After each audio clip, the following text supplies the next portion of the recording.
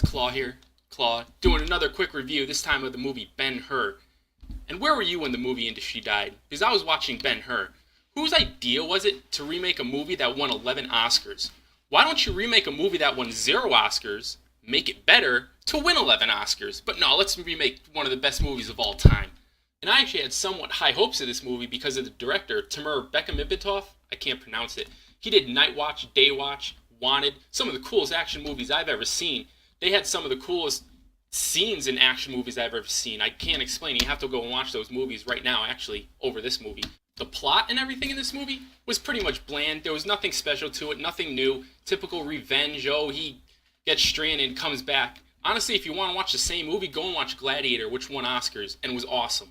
This movie, not so. It's the PG-13 movie of it. As a matter of fact, it's the B-rate late-night showing of Gladiator.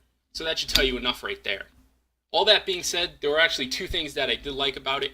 One of them was Toby Kebbell, who played Messala, who was the villain, who I was actually cheering for the entire movie. I actually liked him. I like him as an actor, and I think he plays all those villain roles very well. He was the villain in Fantastic Four, and I was actually cheering for him in that too. The other thing was the horse race. It was actually pretty cool. You don't really see many of them in movies anymore, obviously, because they don't do many movies about it.